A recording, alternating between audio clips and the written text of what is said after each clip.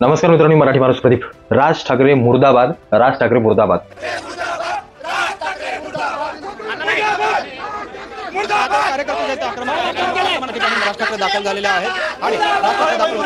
हे म्हणत काही मराठा आंदोलक म्हणतात की मराठा समाजाची लोक जिथं राजसाहेब ठाकरे कुठे राहत होते, तिथे धाराशिवमध्ये, तिथे गेले त्याच्या हॉटेलमध्ये आणि तिथं जाऊन ते घोषणा देत होते. अनेक जण तर असंही म्हटले की राज ठाकरे घमंडी माणूस आहे, आर्वच्च माणूस आहे, वरच्या आवाजात बोलतो. त्यानंतर आमच्या मराठा समाजाकडून राज ठाकरेंचा निषेध आहे. ते असे म्हणतायत की मराठा समाजाच्या तरुणांची डोकी कोणीतरी राजकीय माणूस चालवतंय, त्यांना भरकटवतंय, त्यांची माती भडकवतंय आणि त्याच्यामुळे मराठा समाज आरक्षणासाठी उतरलाय. त्याच्यानंतर मराठा समाज म्हणतोय की राज ठाकरे म्हणतात की मराठ्यांना आरक्षणच मिळालं नाही पाहिजे, या महाराष्ट्राला आरक्षणाची काय गरज. या सगळ्या प्रश्नांवरती पण बेधडकपणे बोलणार आहे. फार महत्वाचा विषय, फार महत्वाचा. व्हिडिओ अगदी शेवटपर्यंत पहा. एक अत्यंत महत्वाच्या काही गोष्टी मला तुम्हाला सांगायच्या आहेत. त्या गोष्टी समजणं, त्या गोष्टी पुढच्या पिढीपर्यंत जाणं, तुमच्या आमच्या सारख्या सामान्य माणसाला हे समजणं फार महत्वाचं आहे. फार, कारण आपण किती दिवस एकाच जात्यामध्ये किती दळणं किंवा किती पीठ आपण दळत बसणार आहे याचा थोडासा विचार आपण समाज म्हणून किंवा आपण एक महाराष्ट्राचे नागरिक म्हणून, या देशाचे नागरिक म्हणून आपल्या सर्वांना करावं लागेल. मराठा समाजाचे आंदोलन इतकी भयंकर पद्धतीने 5-6 वर्षामध्ये अगदी मोठ्या प्रमाणामध्ये मराठा समाज सगळ्या रस्त्यावर उतरवतोय. फार अभिमानाची गोष्ट ही, म्हणजे एक असा मराठा समाज ज्या मराठ्यांनी, म्हणजे जी सगळी 18 पगड जाती, सगळी लोक, त्यातला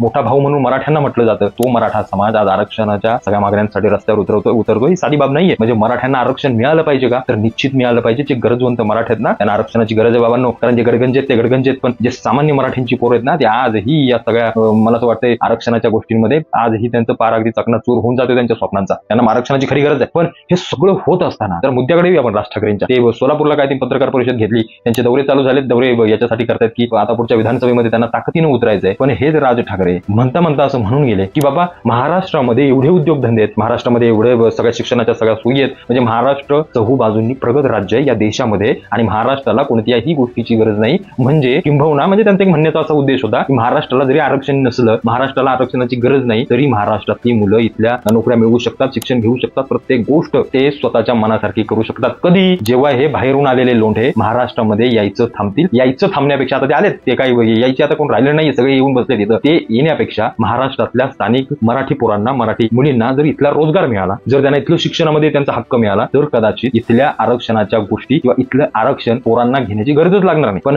आरक्षण नक्की लागतंय कशासाठी, हे सगळ्यात महत्वाची गोष्ट. या गोष्टीची जरा नस आपण ओळखली पाहिजे सगळ्यांनी. आरक्षणाचा सगळ्यात महत्वाचा मुद्दा कुठे येतो ना, तर तो म्हणजे शिक्षणामध्ये. सगळ्यात आरक्षणाची गरज कुठे लागते तर शिक्षणामध्ये पोरांच्या. म्हणजे अगदी ओबीसीतला एखादा माणूस असेल तर त्याचे 4 रुपये वाचतात, त्याच्यापेक्षा दुसरा कुठल्या जातीचा असेल तर त्याचे 4 रुपये वाचतात. झाले कसं पालकांचं, चायला जाऊ दे तिकडे, आपल्याला आरक्षण मिळाले ना, आपले 4 रुपये वाचतायत ना, मग आपल्याला आरक्षण पाहिजे. म्हणजे आरक्षणाचे परिणाम पुढे काय होत आहेत हे त्यांना माहित नाहीये. आपला मुलगा आरक्षण घेऊन पुढे काय करणार आहे, त्याची गुणवत्ता किंवा त्याच्या डोक्याची तेवढी त्याची कुवत आहे का? जर मी आरक्षणाच्या जीवावरती जर त्याला मी जिल्हाधिकारी करत असेल तर तो त्या गोष्टीच्या पात्रतेचा आहे का? ही गोष्ट पालकांच्या डोक्यांमध्ये जाणं अशक्य आहे. कारण आज सगळ्यात महत्वाची गोष्ट आहे आणि सगळ्यात महत्वाचा एक गोष्ट जी केंद्रस्थानी आहे तो म्हणजे पैसा. कारण जिथं 4 रुपये कोणाचे वाचत असतील ना, मग लोक कुठल्याही थराला जायला मागे पुढे पाहणार नाही. आणि मराठ्यांचं इथंच होतंय सगळ्या गोष्टी. मराठा समाजाचा एखादा 90% मिळवलेला मुलगा आणि इकडे ओबीसी समाजाचा 60% मिळवलेला मुलगा, पण त्या मराठ्याच्या पोराला मागे उभं राहावं लागतंय, याला पुढे जायला लागतंय आणि तेही कमी पैसे भरून. आणि तेच मराठ्याचं पोरगं सगळी कॉलेजची, सगळ्या शाळेची फी काय असेल नसेल, तो श्रीमंत असेल गरीब असेल, त्याला ती भरावी लागते. ही दरी जेव्हा कुठेतरी दिसते ना, तेव्हा समाज सगळे रस्त्यावर उतरू लागतात, ते भावनिक होतात. आणि मग याच भावनेचा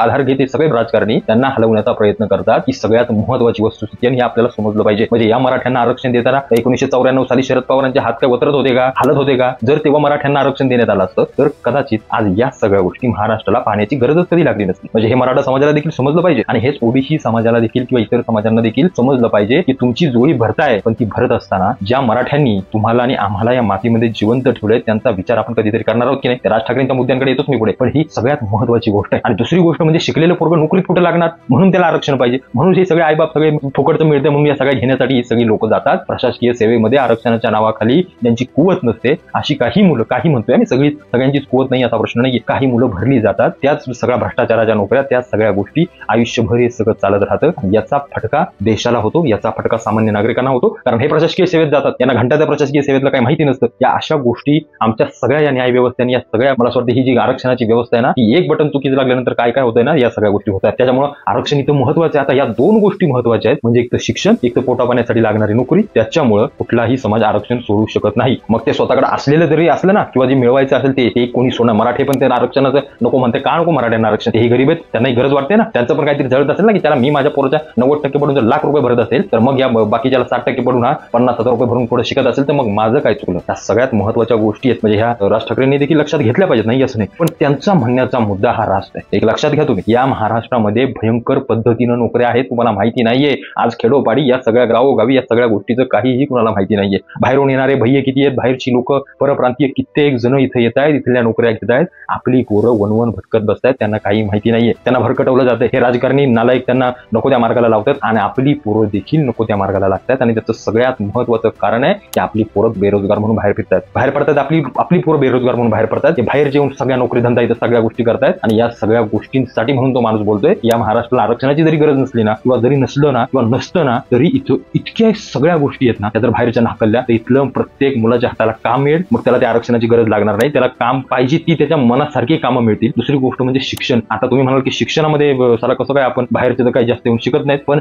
ज्या काही संस्था इथं, मग ते कॉलेजमधल्या असो, शाळांमधल्या असो, ज्या काही संस्था इथं चालतात, त्या जर संस्था किंवा त्या संस्थांमध्ये जर इथला स्थानिक मराठी विद्यार्थी जर शिकत असेल, तर सरकार त्याला निश्चित काही ना काहीतरी आरक्षण किंवा काही ना काहीतरी सरकारी कोट्यातून आर्थिक मदत करू शकतं. पण आज बाहेरून येणाऱ्या लोंढ्यांमुळे, बाहेरून येणाऱ्या विद्यार्थ्यांमुळे महाराष्ट्रातल्या शिक्षण व्यवस्थेचा देखील बोजवारा उडाला. तुम्हाला माहित नाही या गोष्टी, त्या गोष्टीच्या खोलामध्ये जावं लागेल. बाबांनो, ज्या आरक्षणानं आज बांगलादेश सारख्या देशाची धूळदाण करून टाकली, ते आरक्षण तुम्ही मागताय ना, तुमच्या येणाऱ्या 5-10 पिढ्यांनंतर तुमच्या डोळ्यातून अश्रू आल्याशिवाय राहणार नाही. तिला सगळ्यात महत्त्वाची गोष्ट तुम्हाला समजत नाही या गोष्टी आरक्षणवाल्याला. कसं आहे, आरक्षण हे फुकट मिळतंय. आरक्षण तुम्हाला फुकटाची सवय लावतंय, पण पुढच्या 5-10 पिढ्यांनंतर तुम्हाला सगळी पुढची पोरं शिव्या घालणार आहेत. तुम्हाला सगळी पुढची पोरं शिव्या घालणार आहेत. आज भले आपण राज ठाकरेंना काहीतरी चुकीचं समजू, आज काय बोलले ते मराठ्यांच्या आरक्षणाच्या विरोधात बोलले, काय बोलले, कसं बोलले, तुम्हाला मराठ्यांना आरक्षणाचीच गरज नाही, असलं नाही तो माणूस बोलला. त्या माणसाचं बोलणं समजून घ्या की जो समाज, जो मराठा समाज आरक्षण मागतोय ना, ते आरक्षण देणं शक्य आहे का, याचा देखील आपण विचार केला पाहिजे. म्हणजे एक या आरक्षणाचं, मराठ्यांच्या आरक्षणाचा किडा जर कुठं अडकलाय ना, त्या शरद पवारांनी या सगळ्या गोष्टीचं वाटोळं करून टाकलं. हे समजून घ्या प्रत्येकानं. त्या जरांगे पाटलांनी देखील हे समजून घ्यावं. ज्या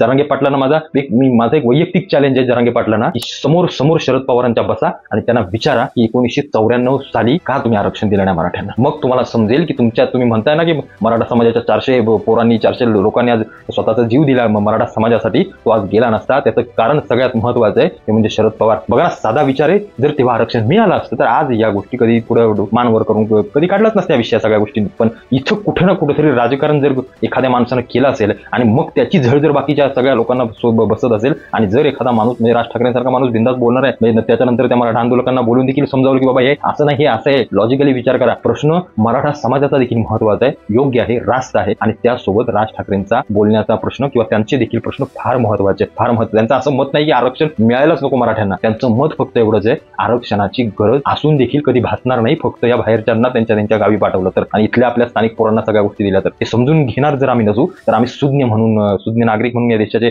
म्हणून घेण्याचा आपल्याला काही अधिकार नाहीये. फक्त कुठेतरी वाहत जायचं, एक मराठा लाख मराठा, एक मराठा कोटी मराठा. अरे तुम्हाला माहित पण नाहीये या सगळ्या गोष्टी, कसं मिळणार आहे आरक्षण, कोण देणार आहे, कोण त्याची जबाबदारी घेणार आहे, तुम्हाला माहित नाही. आणि फक्त आपण वारे माग सगळ्या गोष्टी करत चालू. मी स्वतः वैयक्तिक मराठा, कित्येक आंदोलनांमध्ये आम्ही भाग घेतलाय, पोलिसांच्या काठ्या देखील आम्ही खाल्लेत, नाही असं नाही. ते मागचे मोर्चे निघाले नाही आझाद मैदान, इकडे सगळीकडे आम्ही देखील भाग घेतलाय. पण याच्यामध्ये आम्हाला दिसणार आहे पुढे काय, याच्यावरती आम्हाला जर काही सोल्युशन मिळणार असेल तर आम्ही या सगळ्या गोष्टी करतोय ना. आम्ही फक्त पवार साहेबांनी विषय उचलला की त्यांना मतदान करायचं, इकडे दुसऱ्यांनी उचलला की त्यांना मतदान करायचं, तिसऱ्याने उचलला की त्यांना मतदान करायचं. आपल्या पिढ्या काय साला याच्यातच खर्च घालायचे का? आम्हाला उत्तर आमची शोधायला नको का? मग कुठेतरी ज्यानं या सगळ्या गोष्टीची घाण केली ना, त्या माणसांना जा विचारा तर, आणि तरच याच्यावरती कुठेतरी तोडगा निघेल. नाहीतर असे हे गेले नाही, मी म्हणतो फडणवीस एकनाथ शिंदे गेले सत्तेत, चला इकडे आले शरद पवार आले, ते काँग्रेसचे, ते उद्धव ठाकरे आले, ते जरी देऊ शकतात का तुम्हाला आरक्षण? त्याचा विचार केलात का तुम्ही? करताय का तुम्ही? हे जरांगे पाटील आज बोलतायत ना, फडणवीसाने हे केलं, एकनाथ शिंदेने हे केलं, बाकीच्यांनी ते केलं. मग जरांगे पाटील साहेब, उद्या समजा आपण सत्ता बदल करू या महाराष्ट्रात, आपण काय म्हणतोय, सत्ता बदल करू, चला, आणि तुम्ही या सत्तेत मुख्यमंत्री म्हणून तुम्ही या गोष्टी कायद्याच्या पातळीवर करू शकता का? हा देखील विचार करणं फार महत्वाचं आहे. मराठ्यांना आरक्षण मिळालं पाहिजे, निश्चित मिळालं पाहिजे. आणि मी त्या मताचा आहे, आपली पोरं ज्याची कुवत आहे ना, तो पोरगा चढतोय हे लक्षात घ्या. त्याच्यामुळे या सगळ्या गोष्टी कुठेतरी विध्वंसक करण्यापेक्षा याला कायद्याच्या नजरेतून कसं सोडवता येईल आणि आपल्या मराठा पोरांना कसं पुढे घेऊन जाता येईल, याच्यासाठी हात जोडून विनंती आहे प्रत्येक सगळ्या राजकारण्यांनी. एक या कुणी काय केलं, कुणी कसं केलं, काय केलं, याच्यावरती काहीही करण्यात अर्थ नाही. भरडून निघतोय तो फक्त समाज. आणि राज ठाकरे हेच बोलतायत, तो माणूस खरं बोलणार आहे, समजून घ्या जरा. तुम्हाला माहित नाही त्या माणसाची ताकद, तो माणूस योग्य बोलतोय, पुढे काय घडणार आहे, कसं घडणार आहे, काय तुमचं वाटोळ होणार आहे ना, हे सांगतोय तो माणूस. त्या पोट तिडकीने सांगतोय, त्याला सत्तेची लालसा नाहीये. मी वैयक्तिक त्या माणसाला मानणार आहे, मी त्याचा अभ्यास केला त्या माणसाचा. मी काय उगाच फुकट मला काय पैसे देत नाही, ते 1 रुपया देत नाहीत त्यांच्याविषयी बोलायचा. मी वैयक्तिक बोलतो कारण मला वाटतं तो तो माणूस काहीतरी करू इच्छितो या महाराष्ट्रामध्ये आणि त्याला पोट तिडकीनं वाटतं की हा महाराष्ट्र सुज्ञान व्हावा, हा महाराष्ट्र पुढारलेला असावा आणि या महाराष्ट्रामध्ये इथल्या मिळणाऱ्या नोकऱ्या सगळ्या गोष्टींवर इथल्या स्थानिक मराठी माणसाचा हक्क हवा असा विचार करणारा, पोट तिडकीने विचार करणारा हा एकमेव माणूस आहे. नाही तर 18 वर्षामध्ये कुणाचेही पाय चाटून तो माणूस सत्तेत आला असता, या राज्याचा मुख्यमंत्री झाला असता. हे सगळ्यात महत्वाची गोष्ट आहे. माझ्या मराठा बांधवांनो, थोडंसं विचार करा, अभ्यासपूर्ण विचार करा. आपल्याला काय करायचंय, काय केलं पाहिजे, कसं केलं पाहिजे, आपल्याला कोण अडवतंय, आपल्याला कोण फसवतंय, या सगळ्या गोष्टीचा बाजार येणाऱ्या काळामध्ये या निवडणुकीमध्ये उठवला पाहिजे आणि तो उठवावाच लागेल. एवढं मी तुम्हाला सांगतो. तुम्हाला सगळं समजलं असेल मला नक्की काय बोलायचं आहे. या सगळ्या गोष्टींवरती तुम्हाला काय वाटतं मला आवर्जून कळवा. भेटू पुन्हा एकदा एका नवीन व्हिडिओ सोबत. तुर्तास धन्यवाद.